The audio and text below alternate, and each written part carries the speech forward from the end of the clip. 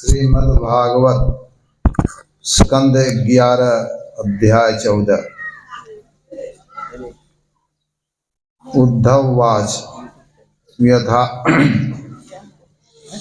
यथा त्वमरविन्दाक्ष यादृशं वा यदात्मकम्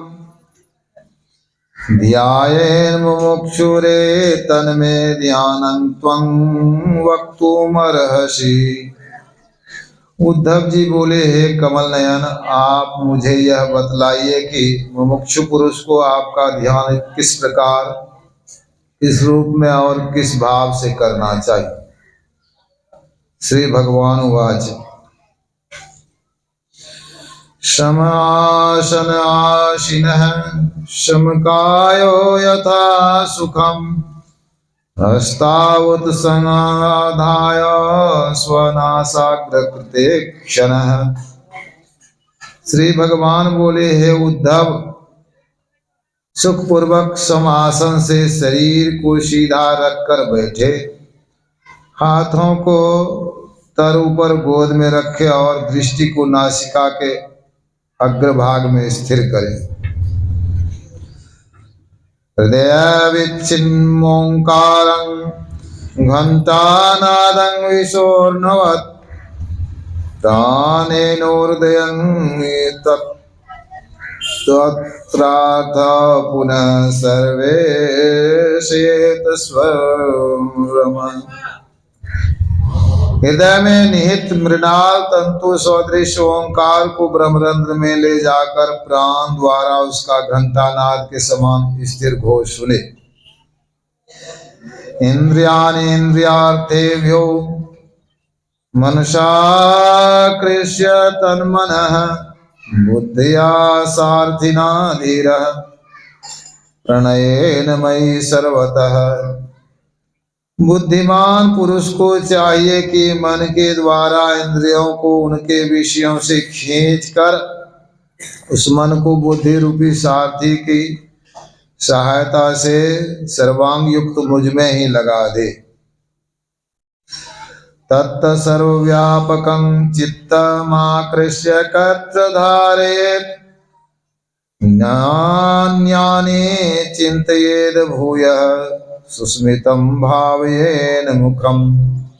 सब ओर से फैले हुए चित्त को खींच कर एक स्थान में स्थिर करे और फिर अन्य अंगों का चिंतन न करता हुआ केवल मेरे मुस्कान युक्त मुख का ही ध्यान करे।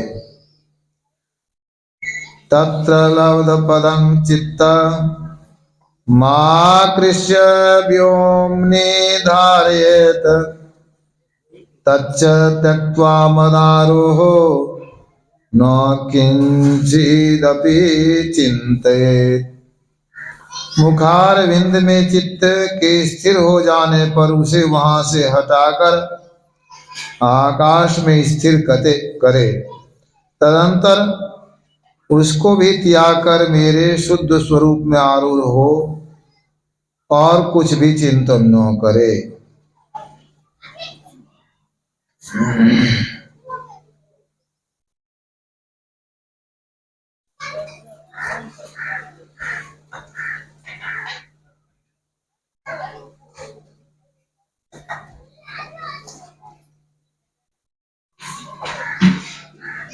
सत्संग योग भाग 2 से शिव नारायण स्वामी का वचन। निहारो यारो गुरु मूरति की ओर, निहारो यारो गुरु मूरति की ओर। गुरु मूरति सुरति विच निरखो तब उरहो तैजोर। गुरु मूरति सुरति विच निरखो तब उरहो तैजोर। निहारो यारो गुरु मूर्ति की ओर। छूटत कर्म तार सब टूटत, फूटत कठिन कठोर। छूटत कर्म तार सब टूटत, फूटत कठिन कठोर।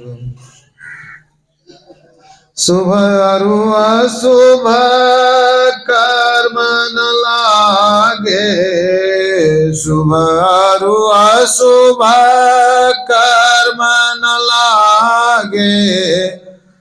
जागी धरो गृह चोर, निहारो यारो गुरु मूर्ति की ओर। निहारो यारो गुरु मूर्ति की ओर।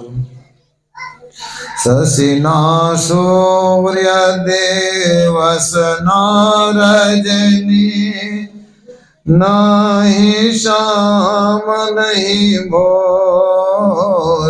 शशिना सूर्य दिवस न रजनी, नहीं शाम नहीं भोर।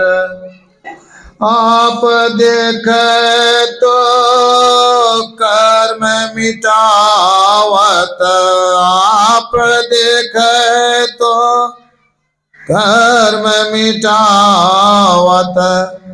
शिव नारायण ओ निहारो यारो गुरु मूर्ति की ओर। निहारो यारो गुरु मूर्ति की ओर। पदावली से संत सदगुरु महर्षि में ही परमहंस जी महाराज की वाणी।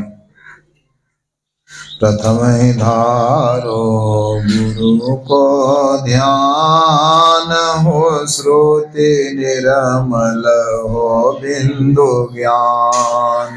प्रथम ही धारो गुरु को ध्यान, हो श्रुति निर्मल हो बिंदु ज्ञान। दो नैना बिच सन्मुख देख, एक बिंदु मिले दृष्टि दौरे। दो नैना बिच सन्मुख देख, एक बिंदु मिले दृष्टि दौरे। सुषमन झलक तिल तारा, निरख सुरत दशमी द्वारा। सुषमन झलक तिल तारा, निरख सुरत दशमी द्वारा। ज्योति मंडल में अचरज ज्योत, शब्द मंडल अनहद शब्द होत। ज्योति मंडल में अचरज ज्योत, शब्द मंडल अनहद शब्द होत। अनहद में धुन सत लोलाय, मब जल तरि गो यही उपाय। अनहद में धुन सत लोलाय, मब जल तरि गो यही उपाय। मैं ही उक्त सरल साची, लह जो गुरु से वाराची। मैं ही उक्त सरल साची, लह जो गुरु से वाराची। प्रथम ही धारो गुरु को ध्यान, हो श्रुति निर्मल गोविंद ज्ञान। श्री सद्गुरु महाराज की जय।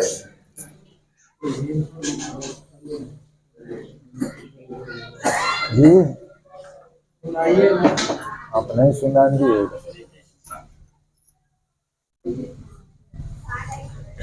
समय याद करना ही है।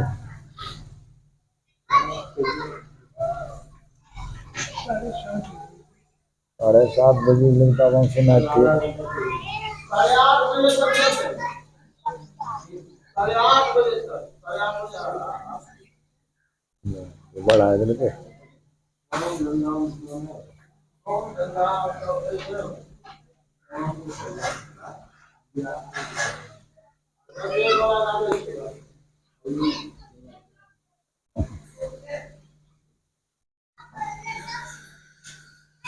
श्री सद्गुरु महाराज की जय। श्री सद्गुरु महाराज की जय। एक बार प्रेम से बोलिए श्री सद्गुरु महाराज की जय। बंदो गुरुपद कंज कृपा सिंधु नर रूप हरे महामोहतम पुंज जासु वचन रवि करने कर। धन्य धन्य सतगुरु सुखद महिमा कहे न जाय। जो कछु कहो तुमरे कृपा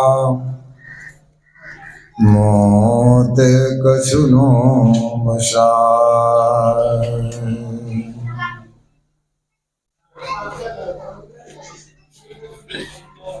पूज्य बाबा के श्री चरणों में कोटि सह नमन। पूज्य गुरुजन, आदरणीय धर्मानुरागी सज्जन वृंद, साधक वृंद, भक्तिमती माताओं एवं धर्मशिला बहनों, अभी हम लोग पाठ के माध्यम से भगवान श्री कृष्ण और उद्धव जी का संवाद सुने भागवत पुराण से।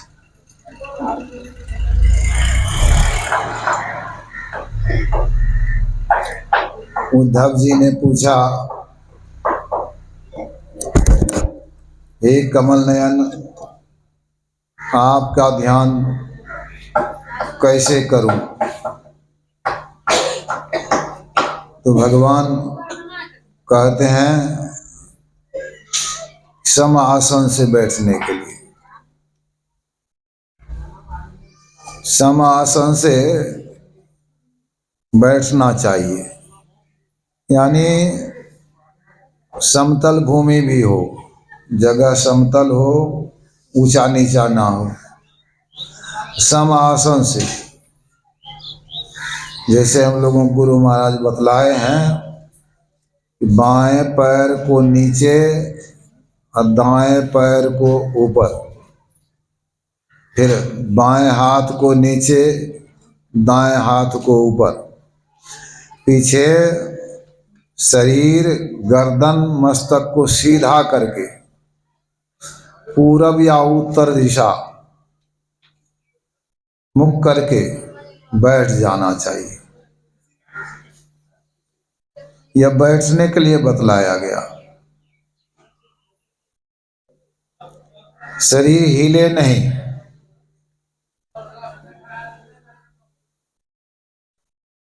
शरीर को स्थिर कर लीजिए। भगवान कृष्ण अर्जुन को भी बतलाए हैं, समं काय शिरो ग्रीवं धारणं अचलं स्थिरः संप्रक्ष नासिकाग्रम स्वदिशश्चानवलोकयन्।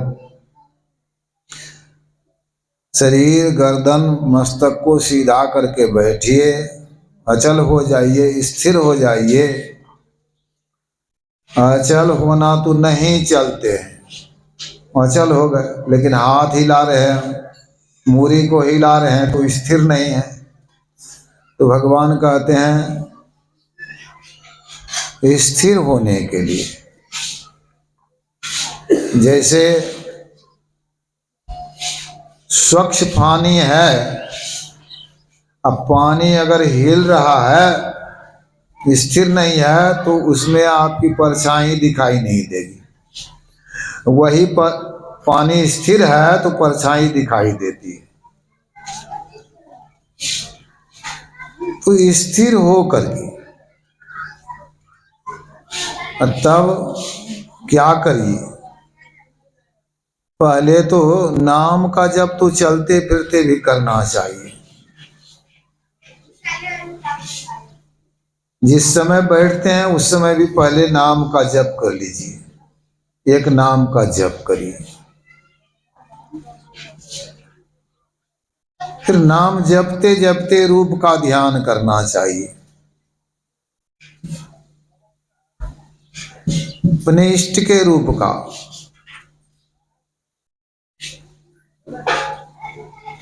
जिसका जो इष्ट है,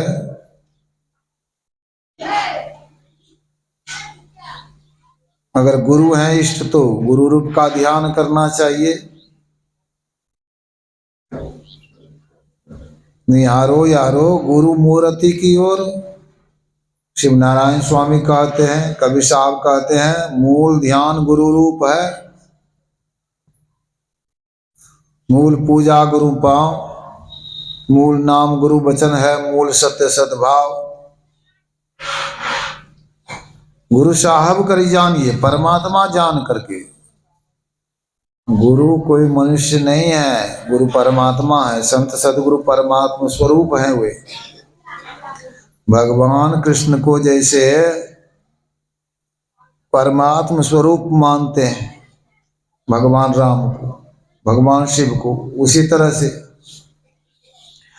गुरु भी कृपा सिंधु नर रूप हरि, मनुष्य के रूप में परमात्मा। तुलसीदास जी ने कहा।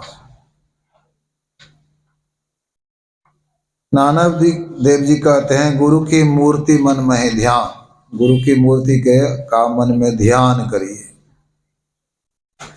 गुरु के शब्द मंत्र मनमान, गुरु के चरण हृदय लय धारो। गुरु का शब्द जो है वही मंत्र है मन को मनाने के लिए। गुरु के चरण को हृदय में रखिए। गुरु पार ब्रह्म, वो परमात्मा है, सदा नमस्कार। तो गुरु मूर्ति को देखते रहिए, एक टक देखिए। अनेक रूपों को नहीं देखिए।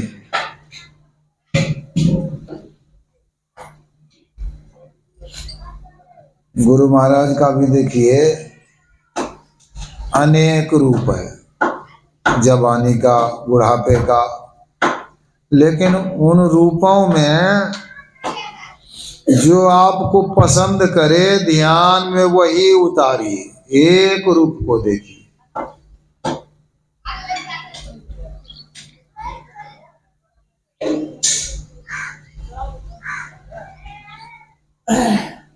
हंसता चेहरा हो गुरु महाराज का, प्रसन्न मुद्रा हो, उस रूप का ध्यान करिए।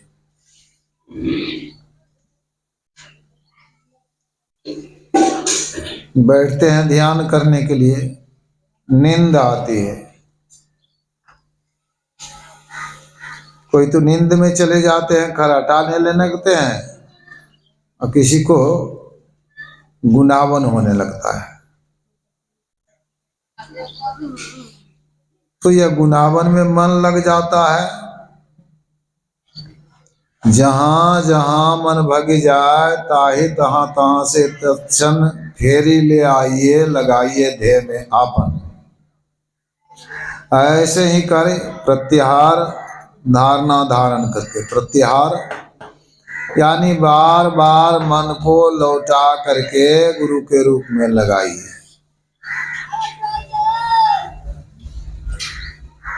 लौटाते लौटाते गुरु के रूप में मन लग जाए तो बहुत शांति मिलेगी। सुतीक्ष्ण जी थे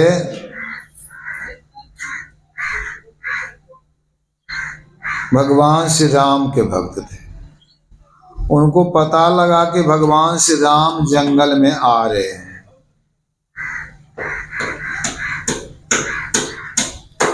तो सुतीक्ष्ण जी उनसे मिलने के लिए व्याकुल हो गए, चल दिए। भगवान श्री राम जिधर से आ रहे थे उत्तर दिशा से, सुतीक्ष्ण जी उत्तर दिशा में चल दिए। चलते चलते इतनी व्याकुलता बढ़ गई, इतना प्रेम बढ़ गया कि वे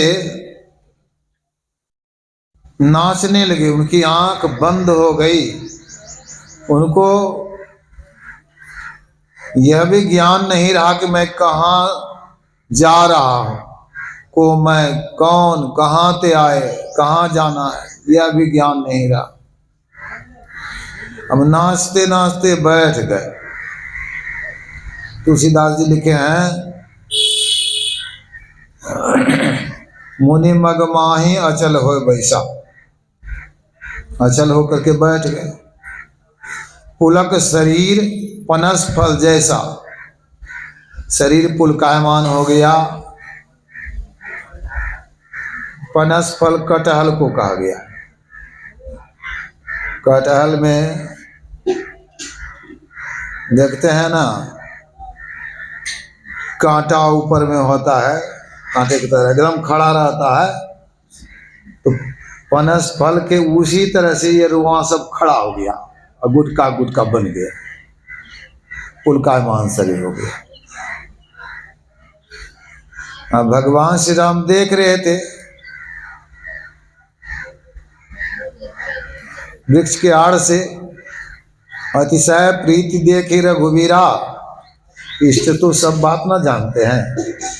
बहुत प्रेम देखा भगवान श्री राम ने, तो प्रगटे हृदय भंजन भीरा। उनके हृदय में भगवान प्रकट हो गए। तो मुनि ध्यान में मग्न हो गए। मानस ध्यान बन गया, ध्यान में मग्न हो गए। तब भगवान श्री राम वहां चले आए और जगाने लगे। तुलसीदास जी लिखे हैं, राम मुनि ही बहु भांति जगावा। बहुत भांति से लिखा हुआ है, मतलब पुकार के भी जगाया और छू करके भी जगाया। बहुत भांति जब लिखा है तो जागना ध्यान जनित सुख पावा। लेकिन मुनि जगते नहीं। कहिए कि दृष्टि योग और नादानुसंधान की क्रिया करके समाधि लग गई थी, वो नहीं। सिर्फ मानस ध्यान है। मानस ध्यान में इतनी तल्लीनता आ गई, इतने तल्लीन हो गए, उनको पता ही नहीं कि भगवान हमको जगा रहे हैं। जागना ध्यान जनित सुख पावा। वो तो अंदर में भगवान को देख रहे हैं।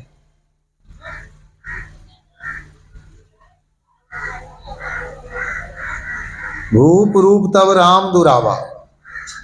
जिस राजा रूप का वो ध्यान कर रहे थे, राजा राम रूप का ध्यान कर रहे थे,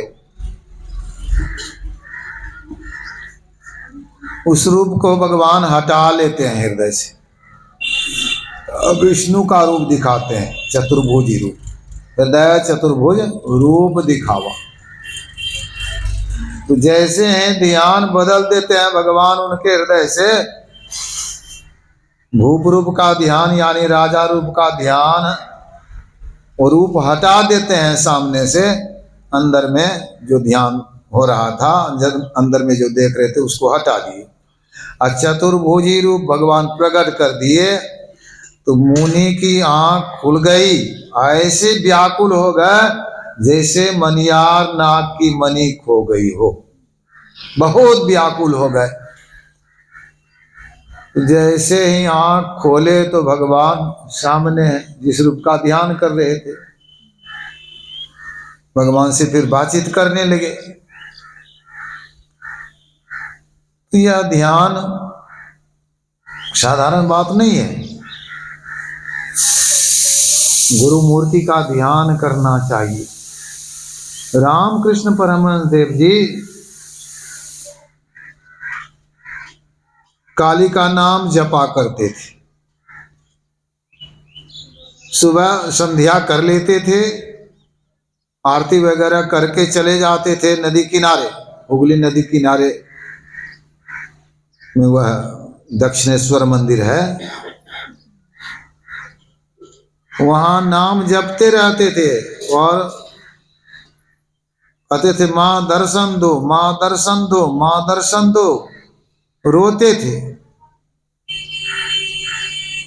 जब शाम हो जाती थी,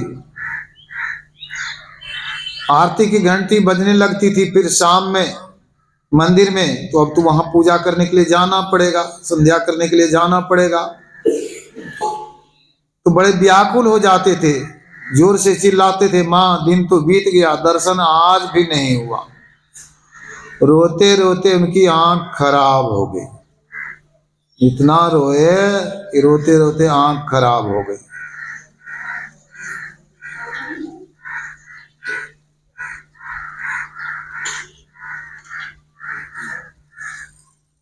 हसस कंत न पाइया, जिन पाया तिन रोय। हंसे खेले जो कंत मिले, तो कौन दुहागिन हो। फिर तो सब कोई सुहागिन ना हो जाए। दुहागिन क्यों होगा, अगर परमात्मा मिल ही जाए, परमात्मा रूपी दिया हंसने खेलने से, तो फिर दुहागिन कौन रहे, अभागिन कौन रहे। तो सब सुहागिन होगी। तो रोना पड़ता है, बहुत रोए। सूरदास जी ने कहा, कंचु की पट कबहू नहीं सुखत, कर कपोल भय काले। आंख तो सुखती नहीं थी,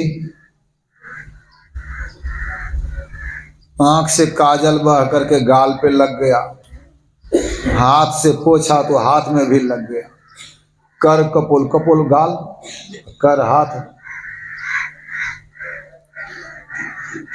मीरा कहती है, ये दो नैन कहियो नहीं मानत, नदिया बहे जैसे सावन की। सावन की नदी बह गई। मीरा तो इतना रोई, सावन की नदी बह गई। हमको धन नहीं मिला, संपत्ति, पुत्र नहीं मिला, पुत्री नहीं मिली, बेटी की शादी नहीं हुई, बेटे की नौकरी नहीं लगी, पति नहीं मिले, पत्नी नहीं मिली। कितना रोते हैं इसके लिए। किसी का पुत्र खत्म हो जाए तब देखिए कितना रोती है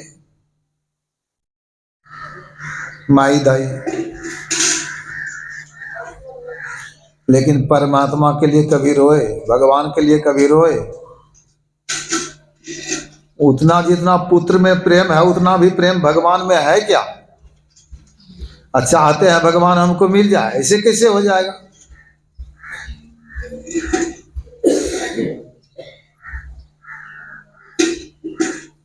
अगर भगवान का दर्शन चाहते हैं तो रोना पड़ेगा उनके लिए। रामकृष्ण परमहंस बहुत रोए तो मां ने दिव्य दर्शन दिया।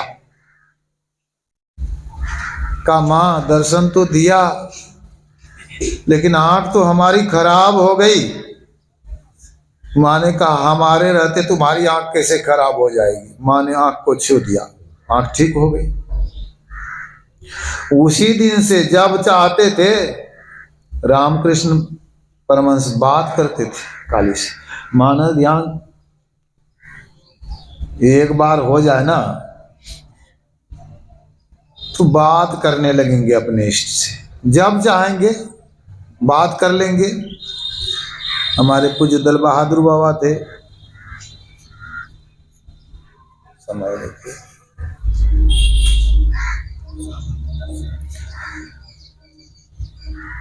तो गुरु महाराज जब थे, बाबा सेवा में भी रहते थे। तो गुरु महाराज स्वशरीर थे, भोजन करते थे, जाते थे, प्रणाम करते थे गुरु महाराज पूछते थे दल बहादुर भोजन किया? तो हाँ किए। तो क्या किए, क्या सब खाया? तो बताने लगते थे यह सब खाए हैं। और जब शरीर छूट गया गुरु महाराज का, जैसे लगाए हैं यहाँ पर प्रतिमा को, तस्वीर को, इसी तरह से वो जाते थे, सामने हम खड़े हो जाते थे, कहते थे हाँ गुरु महाराज भोजन कर लिए। फिर कहने लगते थे, जो भोजन करते थे, जो खाते थे, बताने लगते थे बाद में भी। यह बात सबके बस की बात नहीं है। वो क्या देख रहे थे, हम क्या देखते हैं? हम तो देखते हैं तस्वीर। वही दक्षिणेश्वर मंदिर में अभी भी काली की मूर्ति है। हम गए हैं वहाँ, हम तो देखे हैं काली माँ की मूर्ति है। लेकिन रामकृष्ण का क्या देखते थे? वो तो प्रत्यक्ष काली माँ को देखते थे, बात करते थे। तो कहाँ मानस ध्यान जिसका हो गया और कहाँ जिसका नहीं हुआ, अलग है दोनों की स्थिति। तो यह मानस ध्यान उपकारी गुरु रूप अति पावन गुरु मंत्र, गुरु का पवित्र मंत्र है, उस मंत्र का जप करना चाहिए। और उपकारी गुरु रूप को मानस ध्यान तपो, गुरु का रूप उपकारी है, मन में बसाइए गुरु को। गुरु की मूर्ति हृदय बसाए, जो इच्छा सोई फल पाए। जो भी इच्छा करिए वही फल मिलेगा। तो निहारो यारो गुरु मूर्ति की ओर, गुरु मूर्ति सूरति, ख्याल से देखिए, सूरति बीच नहीं रखो। तो क्या होगा गुरु मूर्ति को ख्याल से देखने से? तो तबूर होत ही जोर, अंदर में प्रकाश होने लगेगा। कैसा प्रकाश होगा?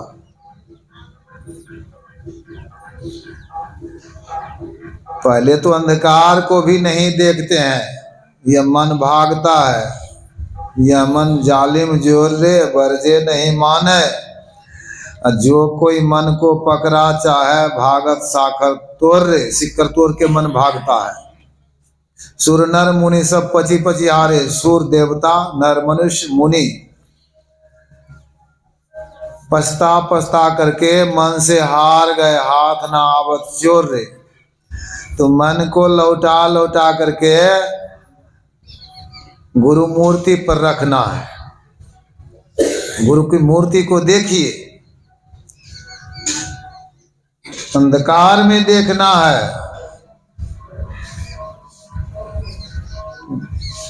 अंधकार पड़ जाएगा।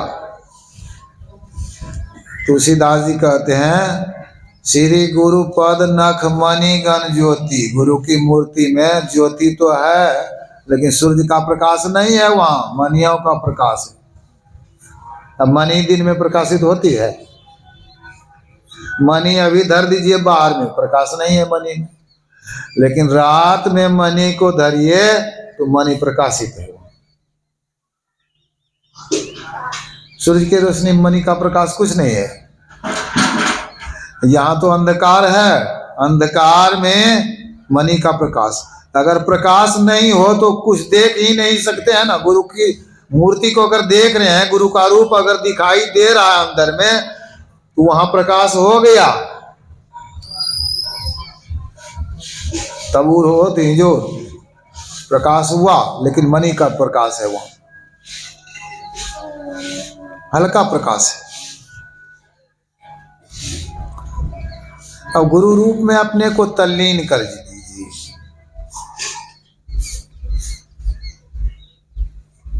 थोड़ा भी प्रकाश हुआ, जब लगी नहीं देखा निज नैना, तब लगी नहीं मानो गुरु के बैना। जब तक नहीं अपने से देखे हैं, तब तक गुरु के वचन में विश्वास नहीं होता है। अगर भीतर में देख लेंगे तो अंतर ज्योति भई गुरु साखी, अंतर में ज्योति हो गई, यही तो गुरु की गवाही है। नहीं तो कहते हैं 50 वर्ष से ध्यान करते हैं, कुछ दिखाई नहीं देता। दिखाई दे तो कैसे दे? एक तो संस्कार नहीं है, दूसरा मनोयोग पूर्वक करते नहीं है, इसलिए नहीं दिखाई दे रहा है। तो यह थोड़ा भी जिसको हो जाए, एक बार भी हो जाए, उसका विश्वास बढ़ते जाएगा। कुछ अंदर में होने लगा तो विश्वास बढ़ेगा। जैसे खेती करते हैं तो खेती लोगों को देखते हैं करता है, तो उसमें अन्न उपज रहा है, फल उपज रहा है, सब्जी उपज रही है, तो हम भी करने के लगते हैं। अब करने लगते हैं, सही ढंग से करते हैं तो हमको भी उपजने लगा, तो उसमें आसक्ति बढ़ जाती है, श्रद्धा हो जाती है, विश्वास हो जाता है। उसी तरह से अंदर में कुछ दिखाई देने लगे तो श्रद्धा विश्वास बढ़ते जाता है, फिर जोर शोर से करने लगते हैं, तब आगे बढ़ते जाते हैं। तब क्या करना है? गुरु मूर्ति का ध्यान करके फिर शून्य ध्यान करना चाहिए। दिशाओं को नहीं देखते हुए पूरब पश्चिम उत्तर दक्षिण चारों कोण ऊपर नीचे 10 दिशाओं को छोड़ करके नासिकाग्र में देखना चाहिए। यह गुरु से युक्ति जो लिए हैं वही जानते हैं कि कहाँ देखना है, नासिकाग्र कहाँ पर है। बहुत मतों में देखते हैं वो नाक के अगले भाग को कहते हैं नासिकाग्र।